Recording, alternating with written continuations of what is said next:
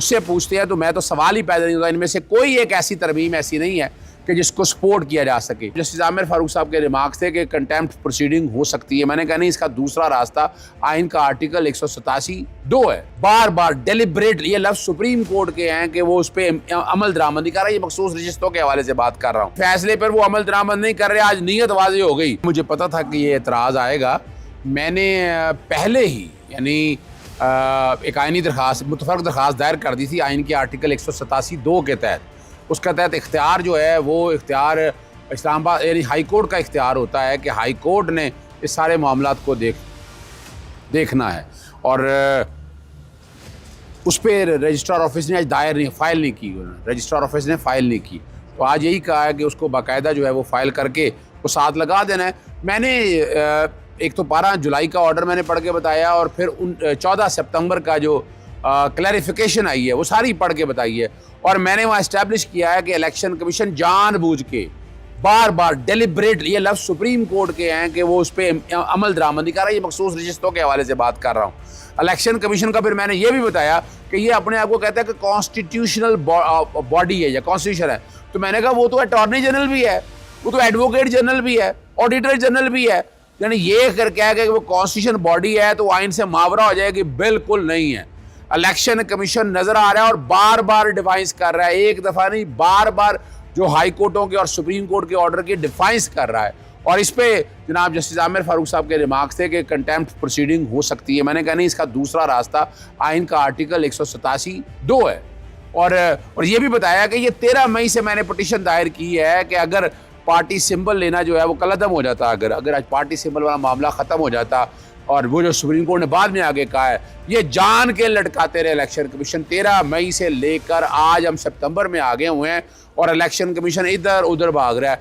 वफाकी हुकूमत जवाब दाखिल नहीं कर रही, वफाकी हुकूमत जवाब दाखिल करे इसमें, ताकि हम इसको बहस करके मुकम्मल करें। अब कोई इतना बड़ा इशू नहीं है, हर चीज़ सामने आ चुकी है और बड़ी क्लैरिटी के साथ आ चुकी है। मखसूस नशिस्तें जो हैं, सुप्रीम कोर्ट ने कह दिया कि ये पाकिस्तान तहरीक इंसाफ के हैं, अगर वो डेक्लेरेशन किसी ने दी है नहीं दी है उससे कोई फ़र्क नहीं पड़ता।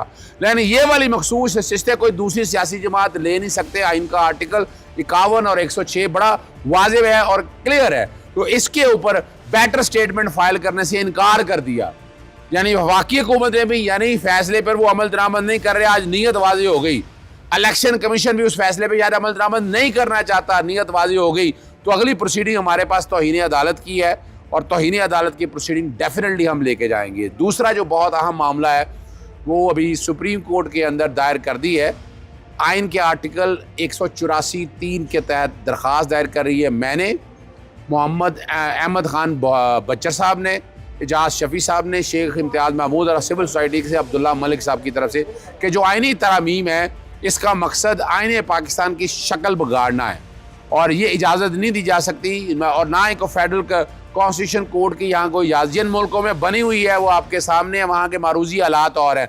हमारे पास सबसे बड़ी मिसाल इंडिया है, बांग्लादेश है। इन जगहों पे कोई भी यानी एशिया के अंदर बताएं कि कॉन्स्टिट्यूशन कोर्ट का कोई कॉन्सेप्ट है, वो कॉन्स्टिट्यूशन कोर्ट ऑलरेडी आइन के आर्टिकल 184(3) के तहत है, आइन फराहम कर रहा है। इसी तरह 199 के तहत मौजूद है।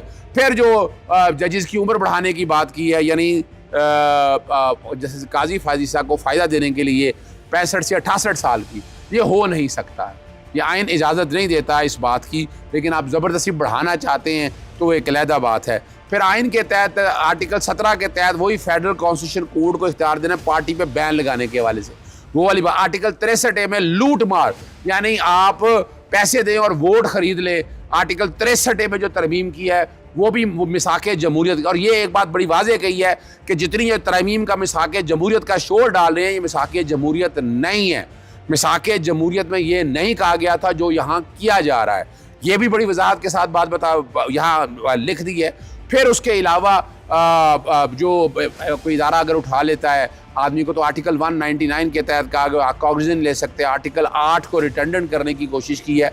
ये वो सारे मामलात है और इस पर अमल दरामद के हवाले से कि ये कॉन्स्टिट्यूशन पैकेज जितना भी है ये इसकी इजाज़त नहीं दी जा सकती है। जितनी भी तरामीम है ये अगर, और दूसरे जो बात बड़ी वाज़ेह है, एक और ज़हन में रख लीजिएगा, सुप्रीम कोर्ट बार ने कल एक सेमिनार किया और वो हम उसको कोई नहीं मानते। वो सुप्रीम कोर्ट बार ने बजाय पाकिस्तान बार काउंसिल और उन्होंने मिलकर एक हुकूमती एजेंडा लेकर गए हैं। हुकूमती अगर इतना शौक था तो पहले लेके आते। अब जब अवाम सामने आ गई है और हम समझते हैं वोकला इसके सख्त खिलाफ है, मुजाहमत करेंगे। लाहौर हाई कोर्ट में बार के अंदर आज बहुत बड़ा सेमिनार हो रहा है और बड़ी डिटेल के अंदर इन सारी इश्यूज़ के ऊपर बात आएगी। आखिरी आपने वो मामला देख लिया है जो ट्राइब्यूनल के हवाले से, वो ट्राइब्यूनल का ट्रांसफ़र करने का जो इख्तियार है उन्होंने कहा है वो इलेक्शन कमीशन कर सकता है, और जो वायरीज़ चैलेंज किए हैं उनको भी खारिज कर दिया और कह दिया है कि ये इंट्रा वायरी हैं, यानी ये तरमीम की जा सकती है। इसकी अल्टीमेट रेमेडी आपके सामने वो बता देते हैं, लेकिन मैं आइडिया दे देता हूँ। इसकी इंट्रा कोर्ट अपील फाइल की जा रही है। पीटीआई की तरफ से ये कहा जा रहा है कि अगर जस्टिस मंसूर अली शाह का चीफ जस्टिस का नोटिफिकेशन जारी कर दिया जाए तो हम तरमीम में आपका साथ देने के लिए राजी हैं। सर ये बात देखें, एक बात याद रखिएगा, आइन में तरमीम अगर अच्छी हों, बेहतर हों, और उसका मकसद ये हो कि आइन को एक अच्छी शक्ल में बनाना है, तो बिल्कुल तरमीम में आप हिस्सा ले सकते हैं। लेकिन मैं नहीं समझता, बाहैसियत वकील, मैं अगर मुझसे पूछते हैं तो मैं तो सवाल ही पैदा नहीं होता। इनमें से कोई एक ऐसी तरमीम ऐसी नहीं है कि जिसको सपोर्ट किया जा सके। कॉन्स्टिट्यूशन कोड जिस तरह से बनाना चाहते हैं वो बिल्कुल आप आइन पाकिस्तान 1973 की शक्ल बिगाड़ देंगे। पाकिस्तान तहरीक इंसाफ वेलकम करेगी ऐसी तरमीम को जो आवाम के लिए हो। इनमें से एक भी तरमीम ऐसी नहीं है, मैं नहीं कह रहा, ये खुद बता रहे हैं। MQM देख लें, जमीयत उलमा-ए इस्लाम देख लें, किसी ने नहीं कहा कि आवाम के लिए तरमीम की गई है। अदर साहब ये बताइएगा कि एक तरफ बिलावल भुट्टो जरदारी जो है वो कह रहे हैं कि ये कच्चा ड्राफ्ट है, लेकिन दूसरी जानब इस चीज़ को भी माना जा रहा है कि जी उसके ऊपर कंसेंसस डेवलप नहीं हो सका। तो ये कच्चा ड्राफ्ट क्या होता है? अच्छा, मैं एक बड़ी अदब से बात करता हूँ। कच्चा ड्राफ्ट, आप कच्चा यानी आप अंदाज़ा लगाएं कि ये कब का है कि जब ड्राफ्ट मार्केट में आ गया, और वो ड्राफ्ट वो है कि जो काबीना मंजूर करने लगी थी। यानी बिलावल भुट्टो साहब को, मेरा यानी पॉलिटिशियन है, मैंने इत्तेफाक नहीं करता इस बात से उनकी। कच्चा ड्राफ्ट तो वो होता है कि जो अभी बैठ के ड्राफ्ट्समैन बैठेगा बना रहा हो, सारा कर रहा हो। ये तो उन्हें खुद नहीं पता कहाँ से आया, वजीर कानून ने खुद कह दिया, और ये बाकायदा जिससे रूट आया वजीर आज़म बताया ना, वजीर आज़म के कच्चा ड्राफ्ट है। बिलावल भुट्टो के कहने से क्या होता है भाई? ड्राफ्ट तो या बिलावल भुट्टो बना रहे थे ड्राफ्ट, इसका हुकूमत बना रही थी और हुकूमत ड्राफ्ट बनाकर लेकर आई है। तो इस ड्राफ्ट का आज हुकूमत बना रही, हुकूमत, हाँ, या अगर हुकूमत बना रही थी तो हुकूमत को कहना है ना भाई। हुकूमत अगर बना रही थी तो हुकूमत को कहना था ना कि ये ड्राफ्ट कच्चा है। इसका मतलब है उनको भी पता नहीं था। तो ये ड्राफ्ट जहां कहीं से भी आया है, ये ड्राफ्ट नहीं था, इसको काबीना मंजूर करने लगी थी। और उसका सबूत क्या है कि सारे भेड़ बकरियों की तरह सारे मेंबर पार्लियामेंट को इकट्ठा करके बिठाया गया, फिर सेनेट को भी रोका गया, इजलास भी मुलतवी करते रहे। यानी अगर क्या था जिसकी पर्दादारी थी, यानी ये वही चाह रहे थे कि रातों रात समेट के रातों रात दस्तखत भी कर दिए जाएँ। तो वो सारा खुल के सामने आ चुका है। वोकला इस पे जहाँ जैसे हमने चैलेंज भी कर दिया है, और हम इस सारे मामले को आला अदालतों के सामने भी ले आए हैं।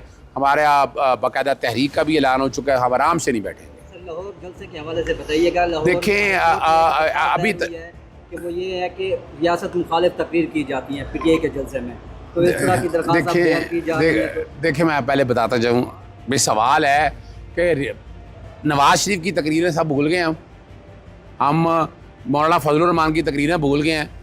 भाई हमने कोई एक्शन ऐसा किया है ना, या तो हमारी बगावत के बाद कोई बगावत हो गई हो यहाँ पर, फिर तो समझ में आती है बात। और लाहौर के जलसे से पहले अब खौफ इतना है कि पकड़ दकड़ शुरू कर ली है, छापे मार रही हैं, डिटेंशन ऑर्डर गैर कानूनी जारी कर रही हैं, पर्चे दर्ज कर रही हैं। हम जलसे को रोकने के यानी जलसे को रोकने के ख़िलाफ़ आइनी दरख्वास्त हाई कोर्ट में ले जा चुके हैं। उसकी कल भी समाअत होगी। डिटेंशन ऑर्डर के अगेंस्ट भी हम बहुत कुछ चीज़ें ले जा चुके हैं। हम तकरीबन हर चीज़ को, हर पहलू पे ऊपर, हर जगह हम इसको फोर्सेबली देखेंगे। हम इस सारे मामले में पीछे नहीं हटेंगे। जलसा 21 तारीख का जैसे इमरान खान साहब ने कहा होना है और होकर रहेगा। ये अभी लाहौर तबाही से बच गया। एक खबर अभी आई है कि ननकाना इंटरचेंज के ऊपर दहशतगर्दों और पुलिस का मुकाबला हुआ है। तो क्या ये जलसे से पहले इस तरह की देखिए, वो आपको याद है इस्लामाबाद के जलसे से पहले भी कुछ शॉपर बरामद हुआ था, याद होगा आप सब लोगों को।